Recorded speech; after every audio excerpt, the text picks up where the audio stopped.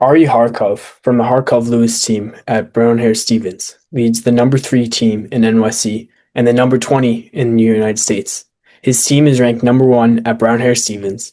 He was the Brebney Rookie of the Year, and he was named by Cranes as one of the top five residential brokers under 30 in NYC. He also recently ran a half Ironman. Ari Harkov, thank you for coming on. How are you doing? I'm doing great. Thanks for having me. How about yourself? Good, good, great to have you on. And first of all, you ran a half Ironman while being number one at Brown Harris Stevens, one of the largest brokerages. What does your time management look like? Yeah, that's a great question. So I started running about maybe 7, 8 years ago, got pretty serious in like 2019, 2020.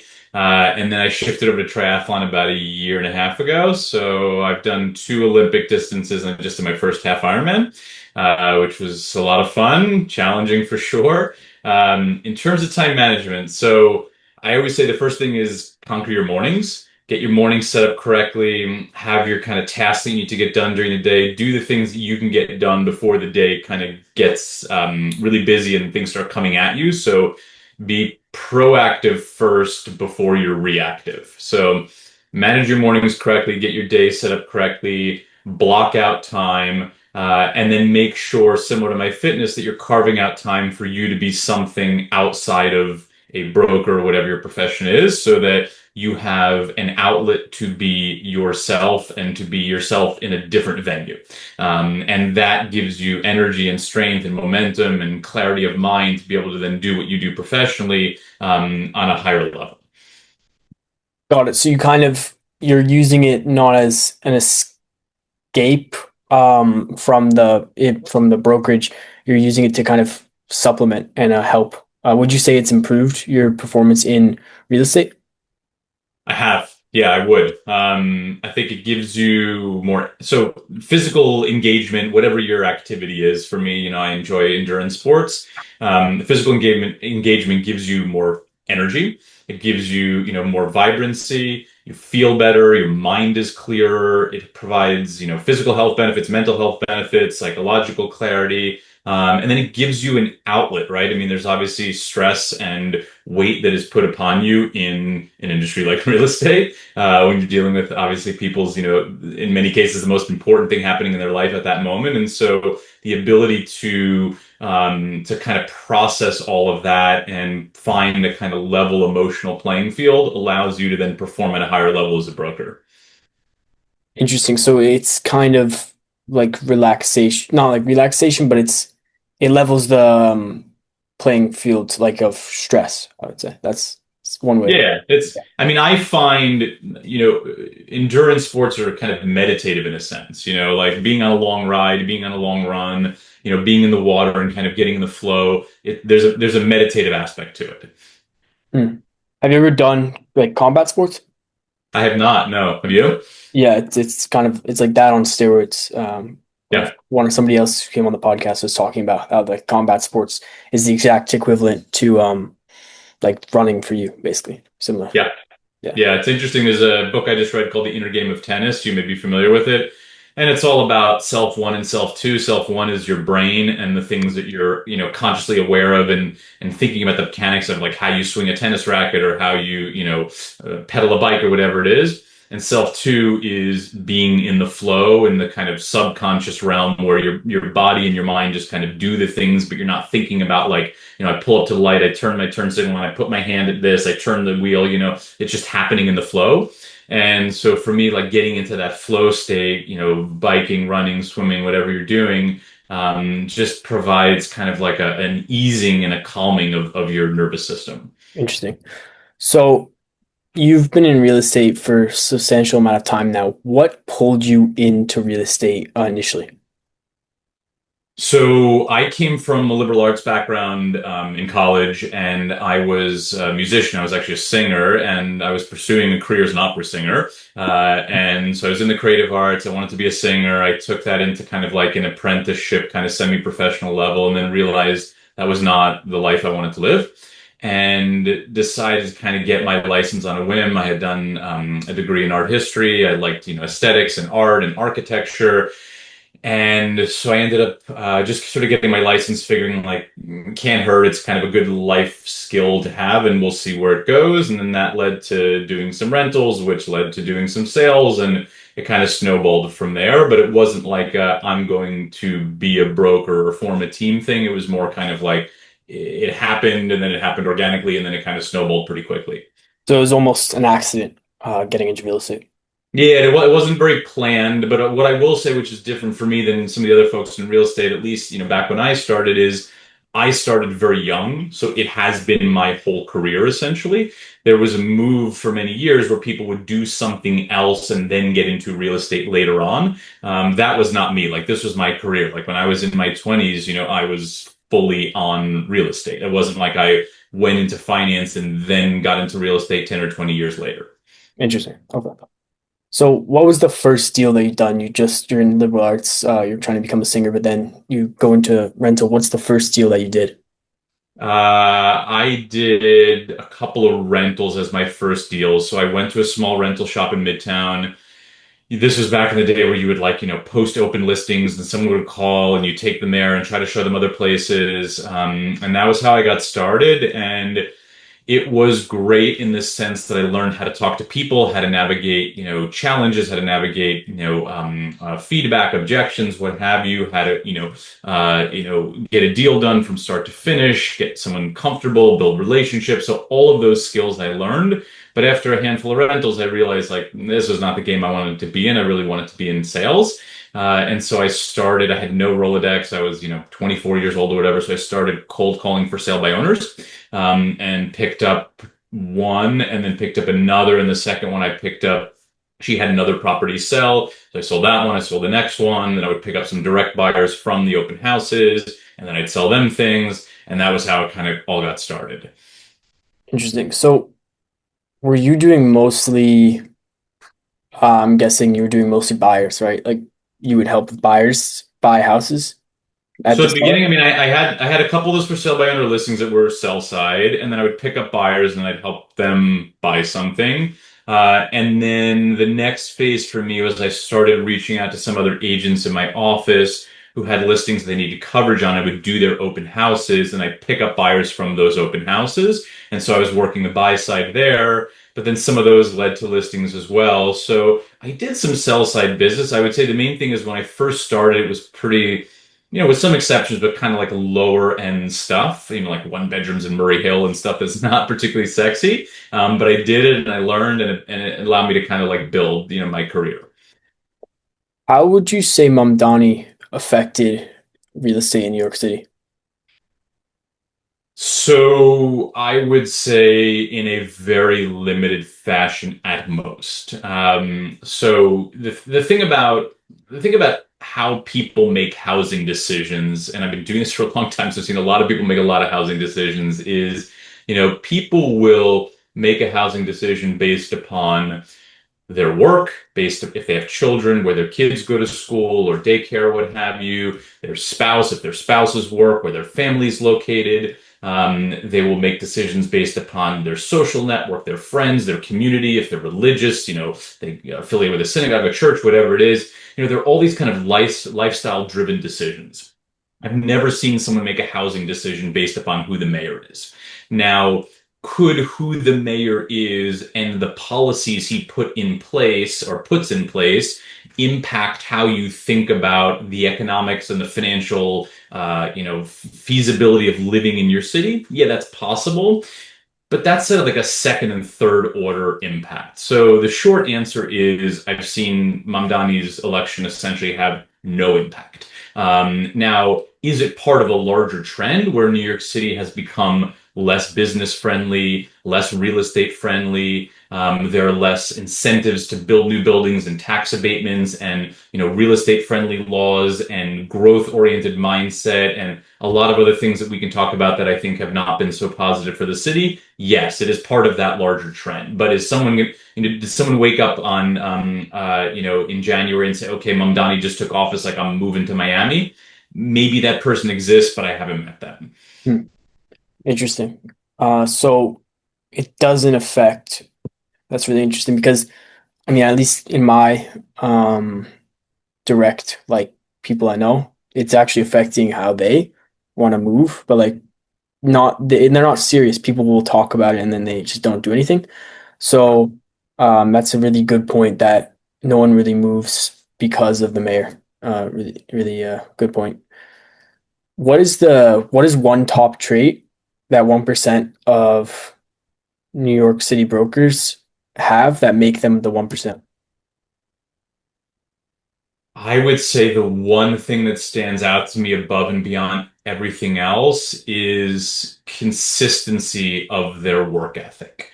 It's easy to work hard for a day. It's easy to work hard for a week or a month or a quarter or maybe even a year.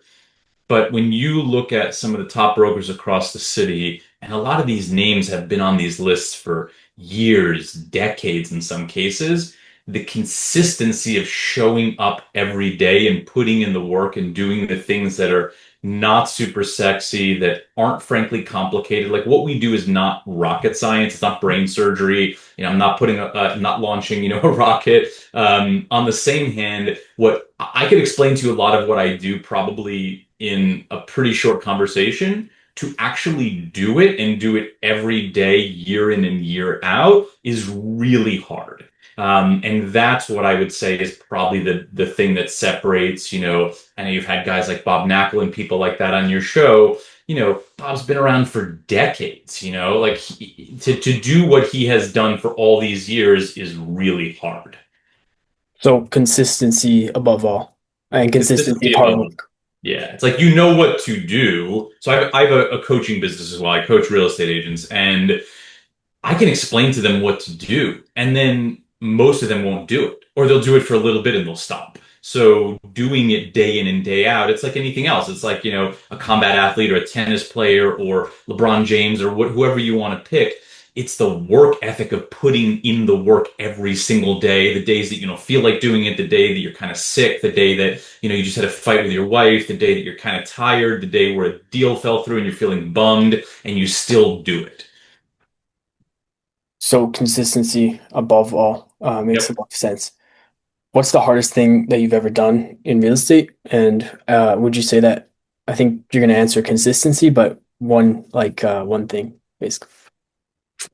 Um, What's the hardest thing? I would say the hardest thing to learn is the ability to bounce back from negative experiences. So a deal fell through, a client fired you, something you were working towards for a long time just isn't happening. A team member chooses to leave, these things that happen in your business that are just not fun, and your ability to bounce back from them quickly as opposed to kind of getting mired in the muck of feeling down is, I think, what separates some of the top 1% from everybody else.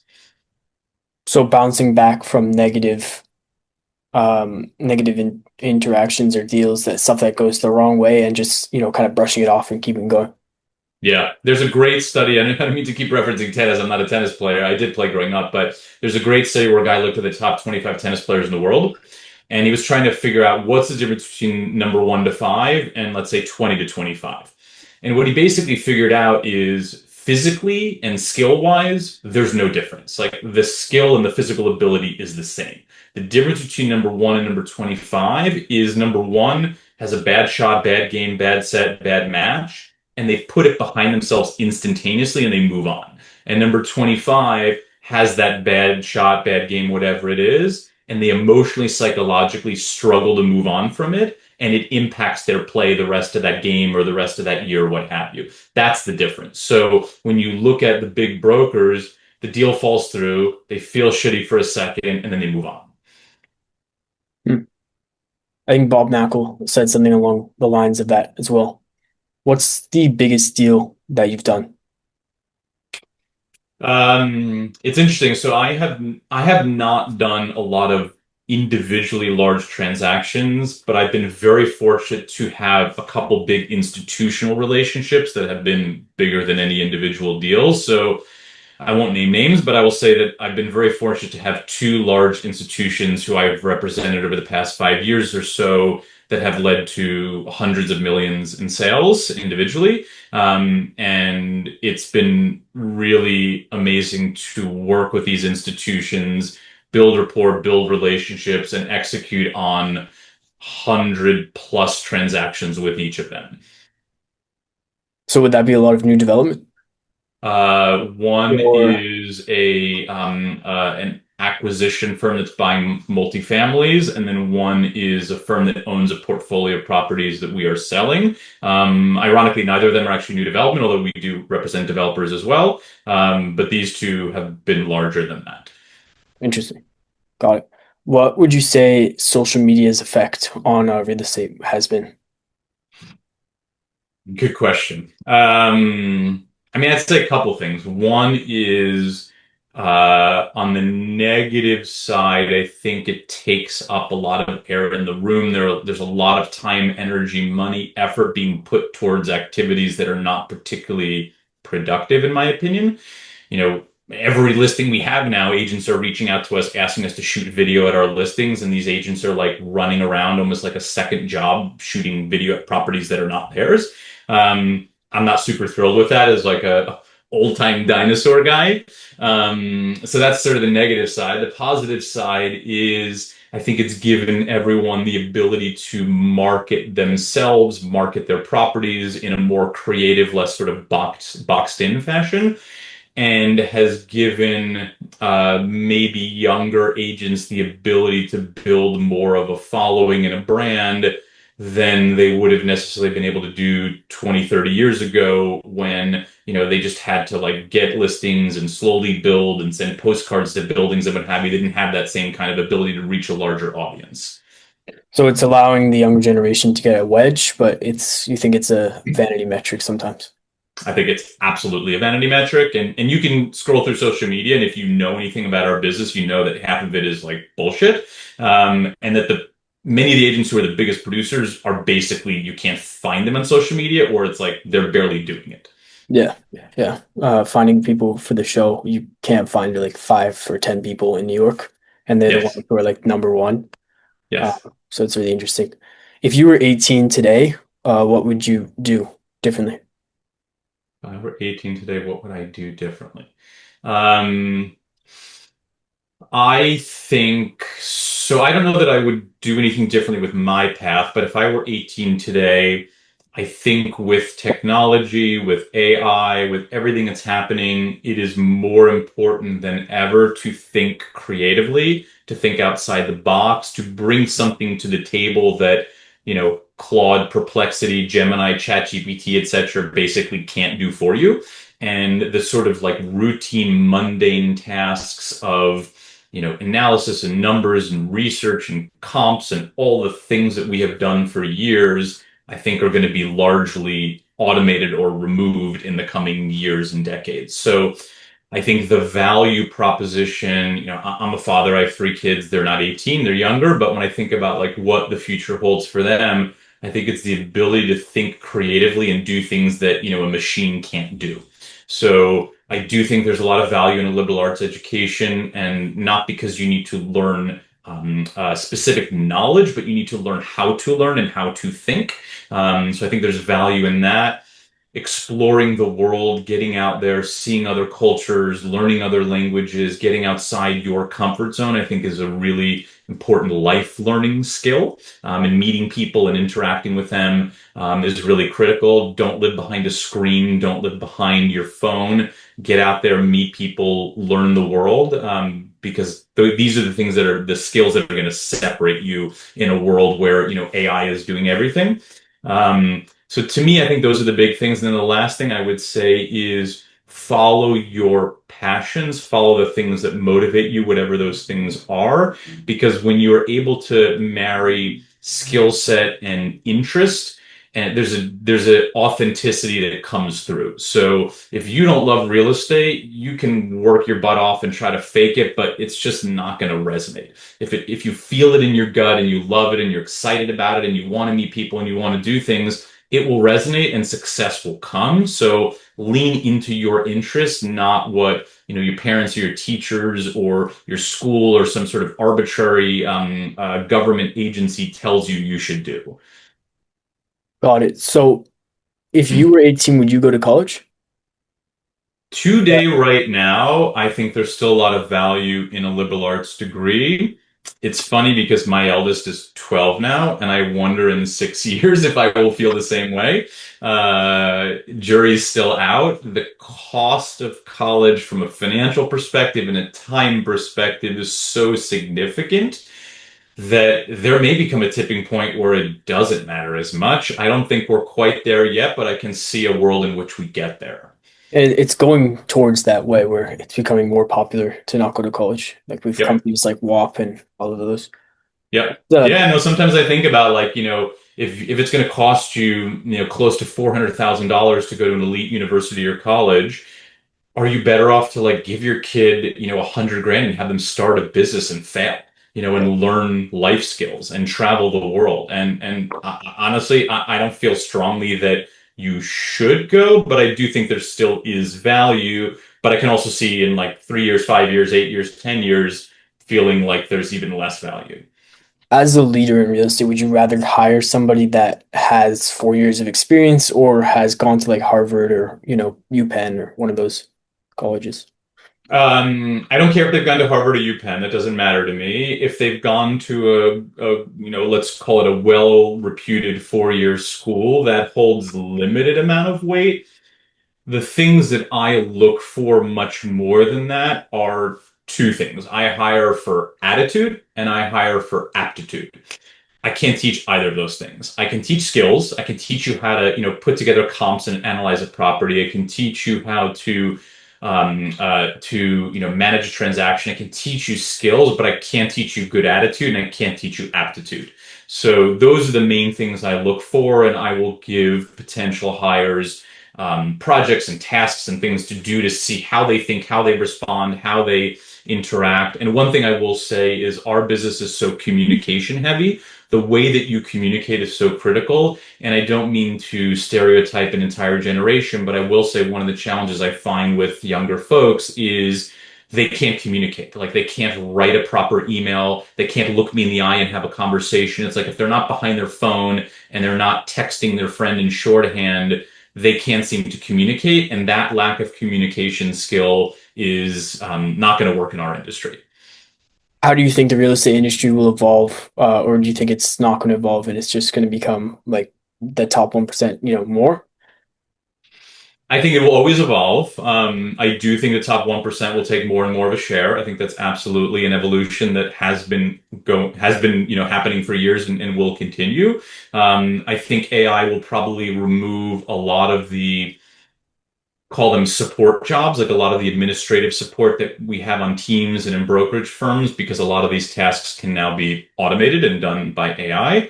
I do not think real estate agents go away, but I think there will be less of them.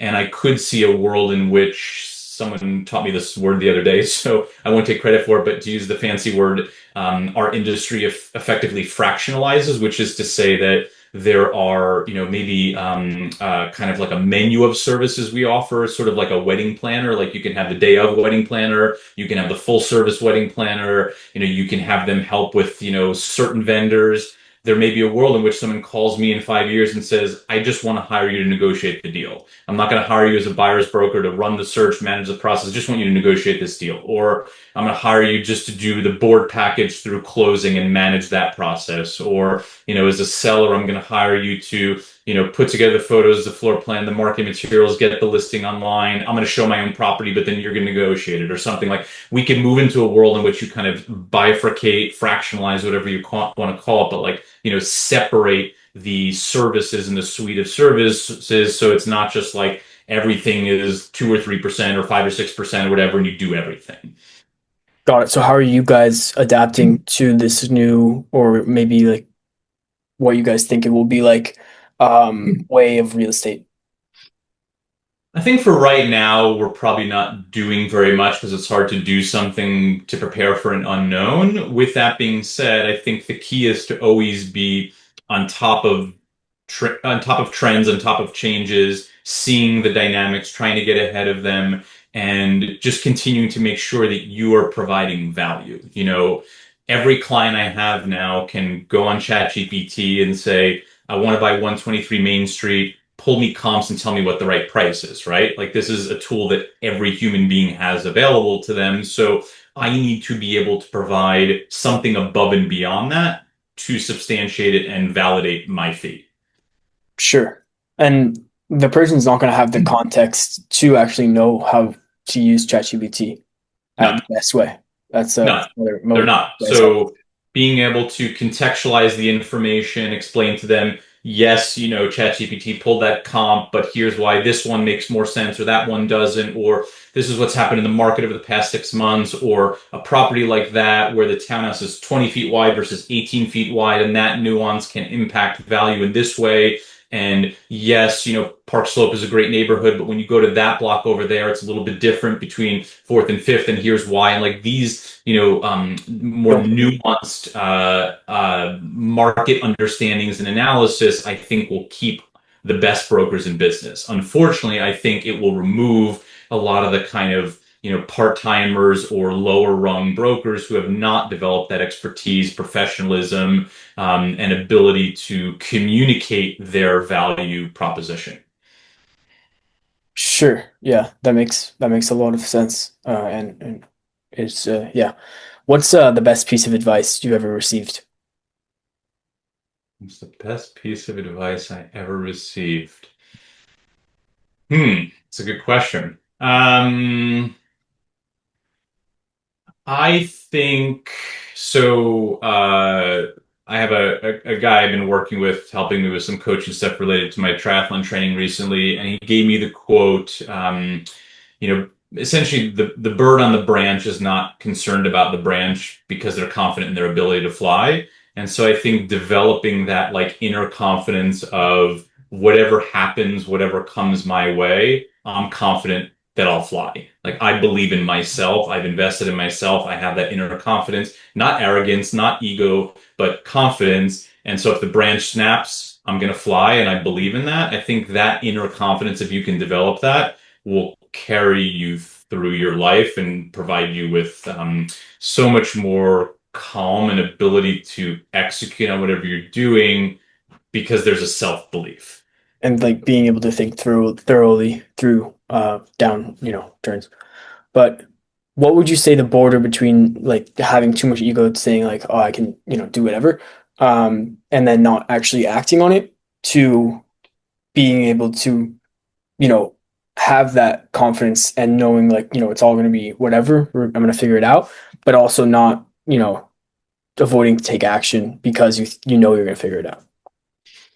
So, I mean, the first thing I would say is actions speak louder than words. So I look at people who act more than people who talk. Like you asked me about social media, there's a lot of talking on social media, not a lot of acting. So, show me someone who's doing the thing and doing it in an effective way. So I think actions speak louder than words. That's the first thing. And then the second thing I would say is there's a fine line between believing in yourself and your ability and comparing yourself and judging yourself against others. So I believe in my ability to execute. It doesn't mean I'm saying, Joe over there is bad at executing or I'm better. I'm not comparing myself to him. Like he's doing his thing, he's in his lane, I'm in my lane. So once you get into like the I rank here and my numbers are this and his numbers are that, then you're talking about ego and arrogance and things that I don't believe in and think are, failings from a human perspective.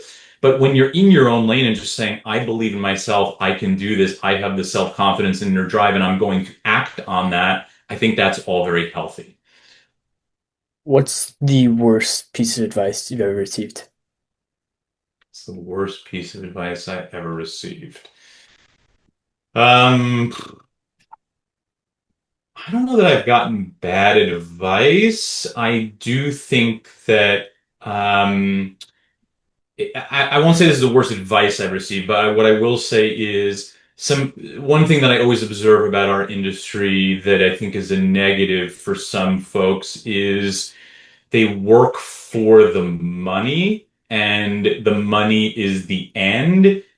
And I think if you do that, you will fail in some fashion. Whereas if you're doing the work because you love it, you're passionate about it, you want to help people, you want to do the right thing, you want to build a business, the money will come.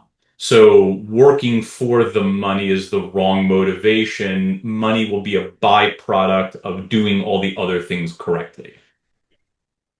That's really interesting that you say that because I was like listening to this other person on a different podcast and they were like, this guy has a company in China. This is an example. This guy has a company in China and it makes bricks. And, the guy's not going to bed thinking about bricks every day. I mean, maybe he is, but the point that the person on the podcast was making is like everybody's job is going to be hard. There's going to be hardships. And, 9 times out of 10, like my dad always tells me, he's like, no one likes their job. Just, choose whatever and you'll, do whatever. But would you say that if you like real estate enough, there is really no like downturns or anything. And how would you combat the thought that, money is eventually, the end goal? Like if you were to die tomorrow, would you sell a house today? So the short answer is you have to find your values and what resonates with you. For me, on a personal level, my family comes first. My wife and my kids come first. And if I knew I was going to die tomorrow, I would not be selling real estate today, for sure. I'd be spending it with them. Other people may have different values. I'm not here to judge. That's just me. With that being said, my real estate career and the business that I've built has allowed me to provide for and support my family in ways that I could never have imagined, and has exceeded any expectation I ever could have had. So if you can find a way for your business to serve your life as opposed to your life serving your business, I think that's the ultimate end goal. But your life should be what you want it to be. Like there are agents in our industry who are, in their 70s and still crushing it. And some of it I think is probably unhealthy, but some of them just like absolutely love what they do and they have this like inner passion and drive for it. And if that motivates you and excites you, then like good for you. I'm not here to judge. When I'm in my 70s, I'm not going to be selling real estate. Like that's not my thing. I want to do other things in my latter years. So everyone should follow their passions, and just make sure you're being, the word I always love is intentional. Make sure you're being intentional. Like don't do it just because it's what you've always done. Be thoughtful and intentional. If you really want to be selling a lot more real estate, great. If you ask yourself the honest question, is this what I want to do every day? And the answer is no, then make a change. Like be thoughtful and intentional. I'm not going to get into like a spiritual religious realm, but like I believe we have one shot on this earth and like every day matters and I'm not going to waste it. Makes a lot of sense. What's the biggest regret that you have?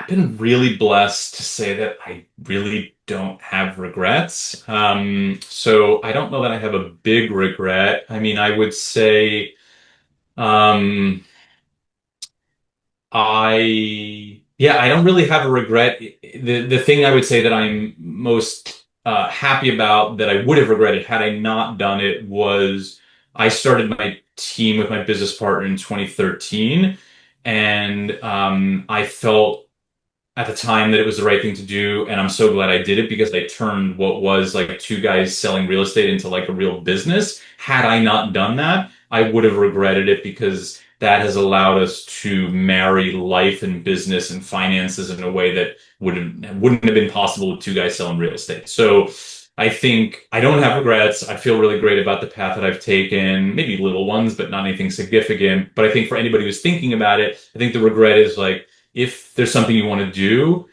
do it. Don't not do it because you will regret not doing it.